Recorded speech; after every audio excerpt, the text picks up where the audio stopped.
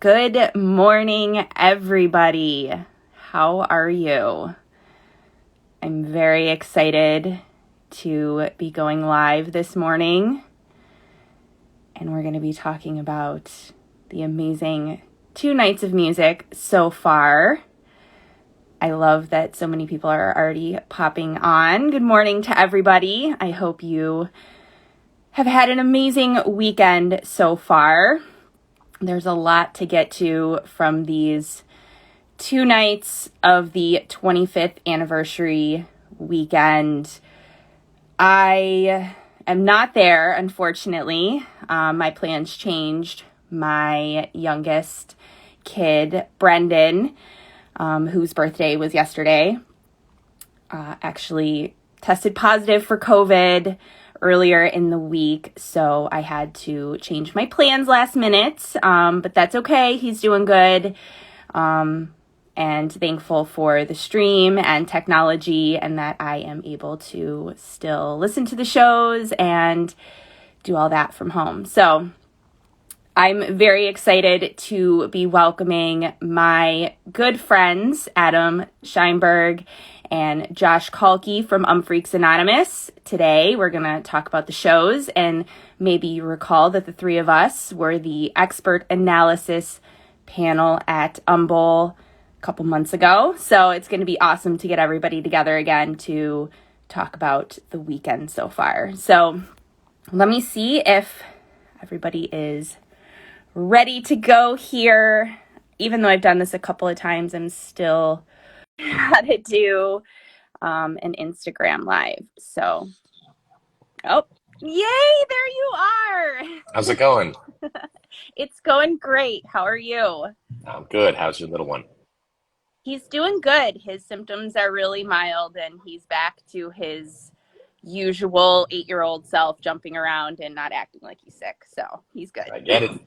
I have this like nagging post-COVID cough a couple weeks later, so. Yeah, that kid is something else. He's a force for sure. So I'm super excited to see your face. I'm sad that we can't be there in person, but thankful for technology that we can still be together like this. Still, you got to see the shows at least, right? Or at least last night. Exactly. Although I will keep my personal opinion on the quality of the stream to myself. If anybody wants to know how I really feel, tune into the podcast episode that I do about the weekend. Okay. I'm a Keith Griner loyalist, so that's all I'm going to say. Okay. Well, there were no beeps or drops or anything like that in the venue. That's what matters. And you were at the Brooklyn Bowl. Josh is going to be joining us in a few minutes. He had texted me and said he's going to be a couple minutes late because he was stuck on the subway. But you were at the Brooklyn Bowl. Neither one of us were there. So why don't we start with that then and kind of... Sounds good. Let's talk about that. All right. Well, let me tell you that I've seen several shows at the Brooklyn Bowl, and I cannot remember ever being in the bowl and having it be so crowded, ever. I mean, Really? it was shoulder to shoulder all the way down the bowling lanes. Not down the lanes, but all the way up to where you can start to bowl, all the way to the back. It was tight. And lots of people were interested. So it was a really cool ambiance there. That's have you heard any of the show? Yes, I listened to it yesterday morning, like as soon as I woke up, because I was hearing such amazing things about it. So yeah, I listened, and I will say, let's see, the Kabump, 2x2, Miami Virtue, those definitely top my list. I like that Booth Love too with the Staying Alive. Honestly, those are the 4 songs I would have specifically called out.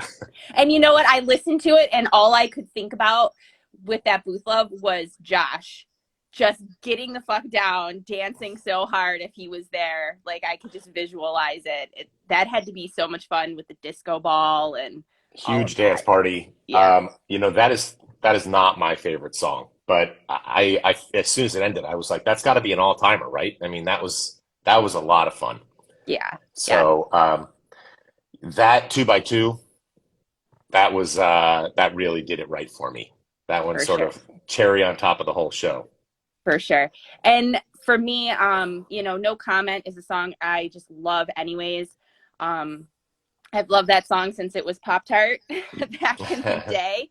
I remember when they actually debuted that as No Comment. It was at a show here in Buffalo, and I was freaking out because I had been following that song since before, and all my friends were like, "But this is a new song. What are you freaking out about?" I'm like, "But it's not though. But it's Pop Tart," and I was freaking out.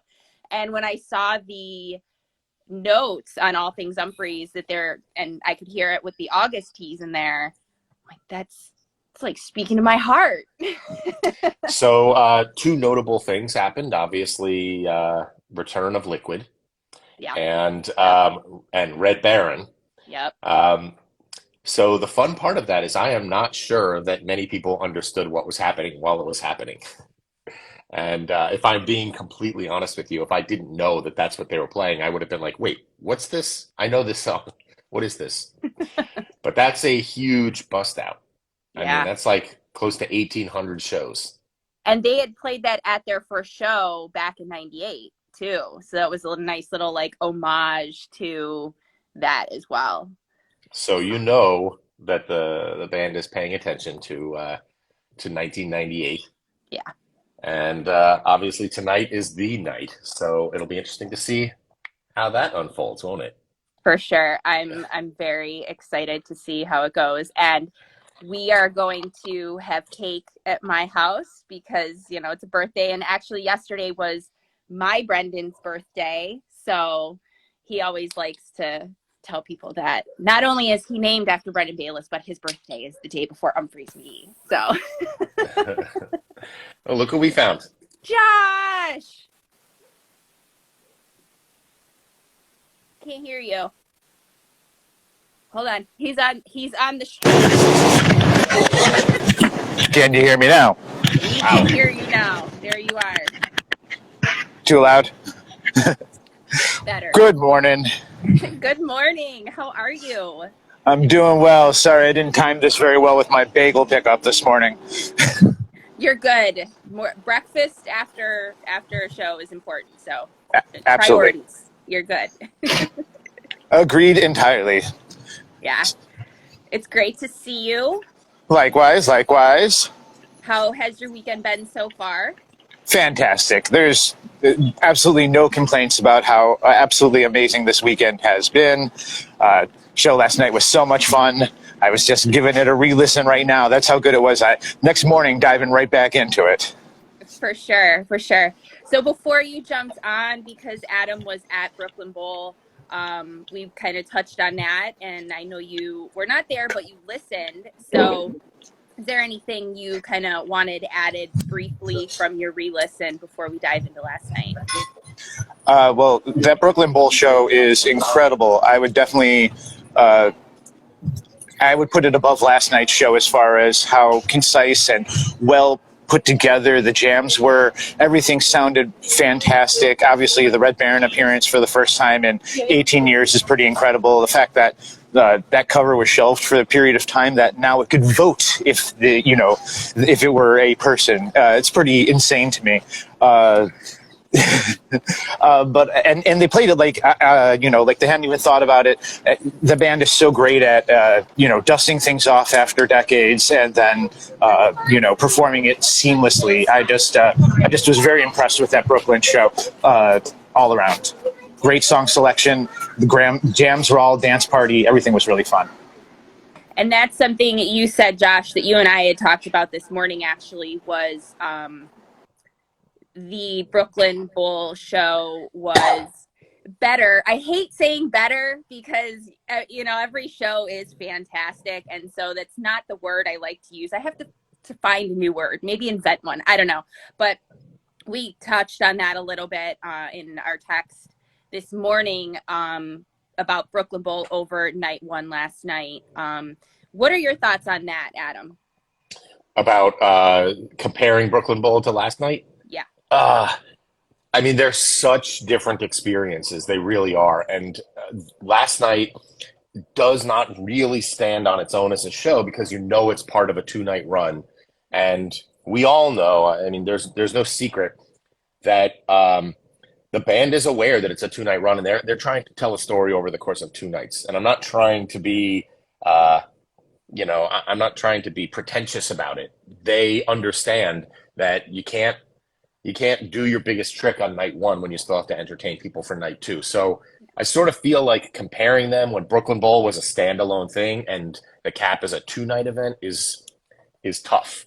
Yeah. If I had to do that, the Brooklyn Bowl atmosphere is just so different from the Cap. I mean, it was like everyone was in tight. The disco ball was like shining the lights over your head. There's like the aroma of chicken coming through your nose, and like the band is all tight on the stage, and it's just so different than seeing them in a big theater. So to me, there's some novelty in something like Brooklyn Bowl that I think is a lot of fun. Yeah. I was way more comfortable last night, and honestly, I think I've convinced myself that maybe I think last night was actually a better show. And the only reason I'm going to say that is because several jams during the night got sort of dark and nasty, like red lights, heavy music. And I really like those kinds of jams where it just feels like, all right, we're going to get dark.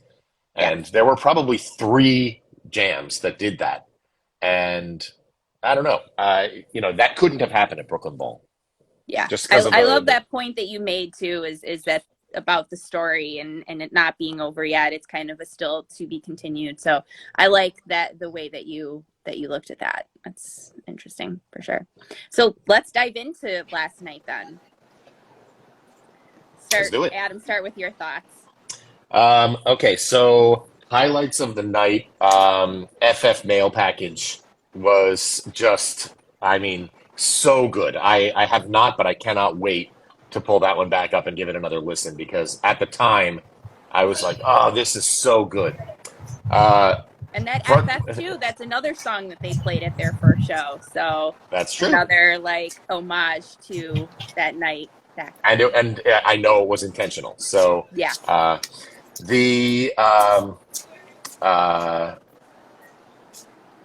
Sorry, I kind of blanked on what I was saying there. The junk was really good too. The junk was great. I had to, happy. I had to text you. Yeah. When they start playing junk now, because everybody knows I just love that song so much. I'm like, oh yes, it's so good. So, and the jam in that was so good too. Like it was. That is why I listen and love that song. Every single time I listen to that song, and I think I said this to you, Adam, like goosebumps every time. It's such a great song, structurally, lyrically, what they do with it jam wise, and it's a fantastic set closer too. Totally great set closer. And on the opposite side of that was Front Porch. Front Porch, obviously an interesting one. Fans absolutely love it. But Front Porch often tends to lead to really, really high quality jams. And this one had like multiple distinct sections in the jam. Each of them I thought was really good independently. And then periodically they would like come back to Front Porch and I would think to myself, shit, I forgot that's what was even happening here. With the Rezo sandwich too. Yeah. Yeah. That was really, really good. And I feel like, it's only January. It's very hard to kind of say, but, you can dip your toes in the water. Could be a Hall of Fame contender. All right. Is it on any list of yours yet? It's on the first list. It's not on the Hall of Fame contenders list yet. Okay. I have to re-listen. So it's got to earn its spot there. Exactly. I need to digest it a little bit. I did see Jeremy Welsh on Twitter had mentioned that he thought there was a Qbert tease inside of there. But I feel like that's one that everybody is going to have to go back to, band including, to listen back to and really digest what happened there, because it was over 30 minutes. There was a lot of different sections and things going on. So yeah, I'm excited to get back into that. Absolutely. Now, I only brought my phone. I don't have a laptop, so I can't even look at the set list to even remind myself what the hell happened. I have all my nerdy notes. So then we had Hey, with the junk and the small strides, are those the first repeats we've had in 2023? I think so. so. I think so. Okay. Yeah. I thought that we were like sort of repeat list through Brooklyn Bowl, and then after Brooklyn Bowl, we had the last night, the first two repeats of the year. Yeah, I think we did. Somebody was asking me about that. Maybe it was Jimmy Knowledge that was bringing that up to me last night, and I was going to make a note about that, and I forgot. But I think those were the first two repeats, which I'm not even mad about. I love Small Strides so much, and I love how much they love it and how much fun they have playing with it. So good. So I'm not. And I'll tell you, I was not sure how it would work for me live as an opener, but I thought it was kind of fun to jump right into that that sort of bouncy, ethereal start. Exactly. We're getting the party started right now. Let's do this. As soon as they started playing it, I was like, hey, this is always going to be a extensive jam. Are we going to take this here, right off the bat? And the answer was absolutely. Yeah, for sure. And we got another It's Not Your Fault, the third time that's been played. Exciting to see that again. Although, I'll tell you, I was spoiled hearing those Asking for a Friend songs with horns during the New Year's run. Yeah, I can imagine. I definitely want to hear that more. I think those songs with the horns is such an amazing addition. So well, it's tough. It's tough to build new charts for songs. So that when they write them, the chances are they'll get another play at some point. Yeah. Will you be in the room? Hopefully. All right. So the rest of that second set, we had the Lanier, Second Self. Higgins was another huge one from the night. I love, again, when they end the set with that. That's always a great time. So give me your thoughts on that, Higgins, Josh. The Higgins was insane. Super duper. It felt like it was a very extensive jam. I felt like I was very, very pleased with the way that we ended the set, as far as they seemed focused and like they were still full of energy. Like, I think they could have kept going for another set if they had the time. And I know that Bridgeless was scratched from the set list there right after Higgins. I don't think they expected to take Higgins as far as they did with it, but I'm really glad that they did. Hopefully Bridgeless remains sort of on the list for tonight. I'd like to see Bridgeless, even if I see it a bunch. Yeah, so I will give you some inside information here. So the reason Bridgeless got scratched is because at some point during Higgins, there was some conversation about do we have enough time to do both of these songs right? And so the call was made. We just got to extend Higgins. Let's give it another push because we don't have enough time left to do Bridgeless. So it got a little CPR and another life, and that stretched it out a couple more minutes. I like that. Yeah. It's much better than trying to throw in like a filler tune that's just going to be 2 or 3 minutes and then just be done. That's not the energy you want to go out on. You want to go out on everybody's picking their face up off the floor before encore sort of vibe. And I definitely felt that. Yeah. So speaking of melted face, we kind of went right. we went right over the Linear, which I thought was also really great. I love that song, and the fact that it has these kind of spacey verse sections, and then it has this kind of heaviness that's peppered throughout. Last night did not let me down either. I thought the second set was really strong. Yeah, the Agreed. second set was very strong last night. 100%. Yeah. So let's talk about go ahead, Josh. I was going to say, especially when you consider like when Linear doesn't go. So over the Atlanta run, Linear didn't exactly go very far, and it was sort of like one of those moments where you start to get excited and then it doesn't make it happen. Last night was the exact opposite, where they were like, yep, we're gonna cue this up and we're going to take it places. And I really love all those Linear jams. They always unfold nicely when they do go places. So last night was perfect. I think they were riding the high from that front porch, Rezo. They were definitely jazzed from that adventure, and so that just carried through all the way to the rest of that second set. Go ahead. There are a couple of Umphrey songs that are like really just neat little packages that could be delivered in 3 to 5 minutes, and then the song could be done. And there are times that those 3 to 5 minutes turn into 15 or 17 minutes. And so that's one of those songs that if they had to drop it in and just do a quick 4.5 minute performance, they could. Um, so you always want to hear when that happens for there to be some extra meat in the middle of that thing. And I felt like it was a strong version. So Absolutely. All right, so let's talk about the encore then. I will say, and this will kind of reveal my feelings, the stream did drop if anybody at home was watching. They cut the stream right before the encore, like the evening was over.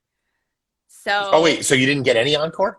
I didn't. I listened to the encore on Nugs. My photographer is in town this weekend taking pictures, and so he had sent me some video, but I didn't actually see it. They completely cut the stream like the night was over. So, yeah. Wow. Holy shit. Yeah. I didn't know that. So that's kind of shitty, to say the least. But, they did do the Crosby, Stills, and Nash song in honor of the recent passing of David Crosby. So let's talk about Helplessly Hoping. That was beautiful. From what I heard this morning, again on Nugs, it was absolutely beautiful. It is one of my favorite Crosby, Stills, and Nash songs. I think the original is a 4-part harmony, but obviously this was Jake and Brendan on acoustics, and Joel also sang. The part about it that was notable, it is a challenge to take on a song that is arguably one of the greatest 4 a cappella singers out there and pull it off successfully. And I think they did a really good job. It was awesome to get that hat tipped across. But what was really interesting is how quiet the crowd was and how respectful everybody was to allow that quiet song to fill the room and not the bullshit of everybody talking and pushing and ordering drinks and stuff. So Yeah. I did think it was a special moment. Yeah. And before I get your thoughts, Josh, Chad just said that he would love to see that video. If you go on the Dropped Among This Crowd podcast, like actual main page, the video is there. So that's where you can find that. Go ahead and Josh, give us your thoughts on that. Oh, I couldn't have said it better than what Adam just said there. It's impressive when the harmonies are so perfectly done, and Brendan isn't always in sync with everybody all the time when it comes to harmonies, and I felt like last night was no question. It was really, really, really perfect. Joel sounded really great, added really necessary depth to the harmony. I was very impressed, and I think, totally... I was impressed. I don't have too much to say other than it was very, very, very tear jerking. I was almost crying. Yeah, and it was nice that they did a tribute, and that was obviously something that they had to practice to make sure that their harmonies were going to just be really well together, because that was a debut. They have never covered that before. So they obviously put some time and invested into that, and so it was really nice that they did that on obviously a weekend that they're very busy anyways, but they took the time to really make that right and make it a really nice tribute, and I think that's really awesome too. Agreed. So then the encore ends with full band Wait Around, which I love anyways. Just the way that when like Chris comes into that song, it's so dramatic and just tugs at my heartstrings. I love that. And then to end the evening with The Floor, I thought was actually perfect. To have these 2 songs and then have The Floor be the end of it was a perfect call. Thoughts? I agree. I thought Wait Around sounded great, and I thought it was good not to end on that note. 2 acoustic, slower songs. It was nice to kind of drop back into it and give us one more kind of bounce and dance piece to end the night. And we've talked about The Floor before, Adam, I think like when you were on the show, and just how that's such a massive song. And the I keep last saying little bit of what you need to get it out. it's like the perfect classic Umphreys riff. That and Yep. like Puppet String to me is like if you want to boil down Umphreys to like a riff, you know? Yeah, exactly. Exactly. Josh, your thoughts on the rest of the encore? So I always feel like I want them to play the Wait Around less because I want it to be that rare special tune. But then when they play it, I'm just so happy that they did, and it makes me feel good inside. So, or bad inside, but in a good way, you know. So, uh, yeah, no complaints on my part here. I absolutely love the Wait Around. I can hear it. Uh, you know, I think that they did a great job with it, and it definitely was the right moment to pull it off right after the CSN cover. As far as the floor, for me, it's sort of a take it or leave it tune, just because it's always played the same sort of way, really unless they take it someplace special. However, last night also felt like it was very fitting as far as location within the set. I think I agree with both of you that it was in the right space, and it made that encore feel very big because you got a 3-song encore with a couple acoustic songs and one rocker to lead you out on the night. It felt like it was the right spot for that track, even if for me personally, it's not always the Umphrey song that I would go to. There are exceptions, of course. Salt Lake City, the floor especially, I would always give a nod to. But for the most part, even if it's not my favorite track, I feel like they crushed it last night, and it was in the right place. The right place, the right time. I loved it. Left that venue very happy. Yeah, and you made a great point there too with the 3-song encore. That's not something that we see often. So just kind of another kind of showing that they were just really feeling it last night, and it was really great. Any final night 2 thoughts? I do just want to give a shout out. I was really impressed with Mcgee, the opening band. I don't know if you got a chance to see them on the stream, but my understanding is their set was part of the stream. I saw a little bit, like their last song and a half is when I tuned in. They're young and they're hungry and they're really nice guys, and I was really happy to have them as guests at the show last night as well. So, Josh, you had mentioned something on Twitter about Mcgee, so share your thoughts. They're fantastic. So much potential there. I feel like you're definitely looking at the rookie class of jam bands here and seeing some of that talent that in a couple of years is going to be definitely the people who will be the main rotation of jam band, the tour hungry people who are out there doing 200 shows a year. That's going to be Mcgee, and I was very impressed. There were some parts of their jams that weren't super well formed, but there was so much potential. And they also did a CSN cover, and it had 2 extensive jams in it that went very far. And by the end of those jams, I was like, are we still in this Crosby, Stills and Nash Cup? We fucking are. I think there was 20 minutes. And usually opening bands don't take it like that. I was very impressed that they just stepped out there and were like, fuck it, we're just going to go for it. Mcgee's the real deal. Awesome. That's great to hear. So let's talk about tonight. What are some thoughts that everybody has for tonight? What are we looking forward to? What do we think we're going to get? Dear Lord. I would be here for that. If it's the first song that you've written and it's your 25th year anniversary, at least even give a gentle nod, or a little gentle Dear Lord jam would be fine, in the middle of something else. Even if we touch it for just a minute, it just needs to get some representation, in my opinion. Agree. Adam?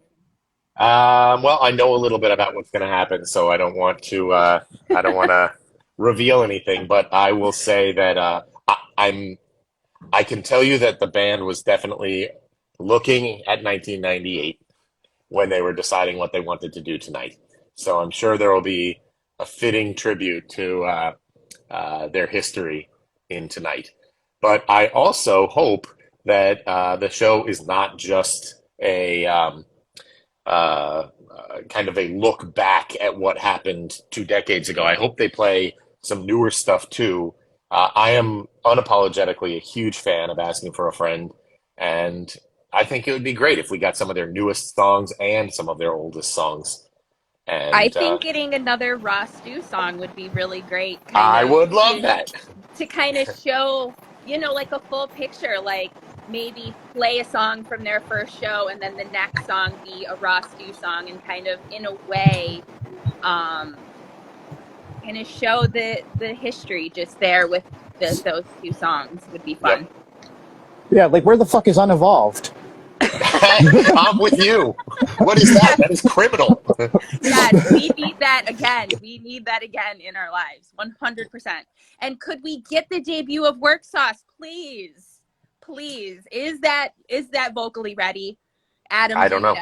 I don't know. I can tell you that that I did get a chance to see them do that, like in a sound check, not this weekend, and I thought it sounded freaking great. As we've discussed, it is a challenge to pull that song off. And to be honest with you, I don't want to say more than I really should here. Lots of songs are difficult to take from the studio and put them on the stage and do them justice. And Umphreys is a band that has a huge amount of pride, appropriately, in saying we put a lot of work into this song and you've gotten to know what it is, and then we put it on the stage. And if it's a piece of shit on the stage, our fans may not be super vocal about the fact that they were unhappy about it, but the band will know. So the fans will. They'll be vocal about it. Not to the band. Not to the band. So maybe I will, but that's different. So I am really hoping that they get Work Sauce to the point that they can play, because that is at the top of my list, along with one or two others from Asking for a Friend. So well, and that's what I respect most. Maybe not most, but one of the things that I really respect about Umphreys is they don't just play something to play it. And that goes for originals, and that also goes for covers.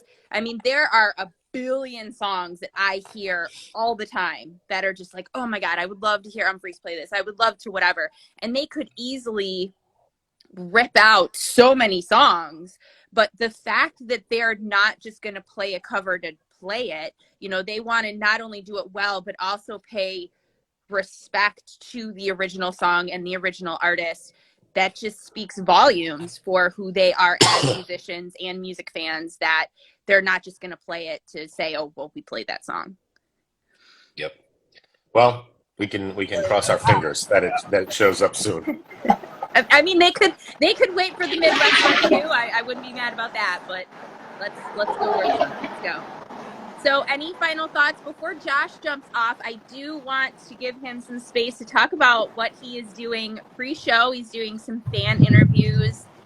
He did some last night before the show, and he's going to be out there again. So Josh, tell everybody what you are up to. So yeah, if you see me outside of the show, I will have a microphone. I will be asking people about the Umphrey's 25th anniversary, what it's been like over the past 25 years, your favorite memories, how you're feeling about the run, how everything's gone here for New York. We're doing like an Umphrey's update thing every once in a while. It's like the BBC News of Umphrey's News, and I'm going to throw a bunch of clips in there, maybe throw some clips Sarah's way. So go ahead and bug me, say hi. I will love to talk to each and every one of you if you are there. Say hello. And Adam, for tonight, can you at least let me know they're not going to play 25 songs in a set, right? Like that would... You remember the 20th anniversary. Let's not... can you at least assure me that's not happening? I cannot. I'm scared. I love that. Does anybody else have anything else they want to say before we go about the day? I'm ready for night 2. Same. Hell yeah, me here. I love doing this with you guys. This is so great. This is like the expert analysis panel, and it just brings me so much joy to do this with the two of you. So thank you. All right, real quick before we head out, Josh, what's your number one song of the first 2 nights so far? The number one song that I've heard the 2 nights, I really felt like that Liquid Domino jam from Brooklyn Bowl was just insane. Really, especially on the way that everything turned from the Liquid to the Domino. It was my personal favorite, just as far as the enjoyment factor, but I don't know if it'll be like a Hall of Fame jam or anything. I felt like there was at least 3 or 4 pretty strong jams from that first night. But for me, the Liquid Domino thing was really a good time. My answer is the FF mail package. What about you, Sarah? Well, when you asked Josh, it kind of was like thinking in my mind. And honestly, the first thing that came to mind was that Miami Virtue. Really. I mean, of course, you know, again, my heart is always with Jajunk, and that Front Porch Rezo last night was amazing. But that Miami Virtue from Brooklyn Bowl was really nasty, and I really enjoyed that a whole lot. So It's an overlooked song. It's an overlooked song. It really is. It really is. And I think it's a lot of that has to do because of it being on Death by Stereo. And I think there's a lot of songs from that album that get overlooked because people just don't like that album, I guess. I don't know. I really like that album. So, but they really did Miami Virtue really nicely. So, yeah. Felt like there was a lot of Death by Stereo on the first night, and I'm here for it. The Educated Guess was also really nice. I love how that has, and you talked about that a little bit before about songs that, you know, take time to translate on stage. And I feel like Educated Guess was one of those. I loved that the album version of that song from the very beginning. It had a very 70s progressive rock feel to that song on the album. So it really spoke to my heart. But I feel like when they first started bringing that out live, it was a little like shaky on its legs. It didn't really translate well. But as time has gone on, it's matured really well. And I think that version at the Brooklyn Bowl was really nicely done. And I love to see how that has matured. I feel that way about Forks too. Like, I feel like Forks does not translate well live for me personally. I love that song so much, but for me live, it just doesn't do it. It gets lost in translation. That's a great version of a great example of a song that's really difficult to pull off live the way that the song is actually written. I used to really push for Forks because it went a long time without being performed. And you may remember there was an Bowl ballot where it was like, vote for 3 covers, and then it was like, vote for 5 originals, and then there was one section that said, vote for Forks, and there was one check for Forks. Yeah. I love that tune. I could hear it live. I like it a lot. I saw that was like, so they, last night on the set list, they had, what was it, like Dayville, Forks, or Mail Package, and they went with Mail Package, which, I mean, I love Dayville Monarchy. I hope they play that tonight. It's also on my bingo board, so please play Dayville. But I think that choice right there was the perfect choice to go with Mail Package instead of those other 2 songs. Perfect choice. Yeah, which is interesting because that would have been my last choice of the 3, but it really was the right choice in the moment. Yeah. Looking back in hindsight, for sure, I don't think that it would have. The evening would have not gone. That first set would not have gone the same way, you know, had they chose a different path. So mail package was a good choice for sure. I'm glad they didn't go with Dayville. I mean, I love Dayville, and it's, again, asking for a friend. It's a great tune. Everybody, I'm sure, knows how I feel about Jake tunes. But if anybody wants a great Dayville, check the Grand Rapids show from this past summer. Dayville into Draconian. So good. So you're welcome. Listen to that. Maybe we'll get a Dayville tonight. But yeah. Here's a tip for you, Josh. If you ever want Sarah to like something, just write into Draconian at the end of it, and there's a pretty good chance she'll respond with a thumbs up. That works for me. You have figured me out, Adam. You have. I'm okay with that. Into Draconian, into Stinkos would be okay for me too. Those things, I think that's easy winners. And that's probably why I love that Dylan Plunger so much, because that was that Draconian little like jam inside of it. So, you know, maybe that's what it is. I don't know. I think Dracos that's all day. All right. Well, this was really awesome. I love seeing you guys, and I love talking about Umphreys with the 2 of you and doing this. And we're the official expert analysis panel now. So DATC expert analysis panel. Love it. I love it so much. All right. Well, I will let you guys get going with the rest of your day. This was so awesome. I love you both so much. Thank you, Love you, Sarah. Sarah. Take All right, care. Sarah. Thanks for having us. Bye, Adam. See you tonight. See you, Josh. Bye. Bye. All right. That was so awesome and so great to talk about these first 2 nights of the 25th anniversary celebration. Thank you so much to Adam and Josh for joining me and talking about this. And thank you to everyone who joined. It was so awesome to have you all here with us this morning. So yeah, I hope you guys have a great rest of your Saturday. Enjoy the show tonight if you're there watching the stream, whatever. Thank you so much. And happy birthday, Umphreys Mcgee. Thank you so much for the past 25 years and all of the music and, you know, bringing this amazing community together that I am so grateful to be a part of. And thank you for all of your support of DATC Media. It means the world to me, and I love everyone in the band and the crew so much. They're all amazing, and I'm just grateful to be on this planet at the same time as Umphreys Mcgee. So, and with that, it is 11:42. So, see ya.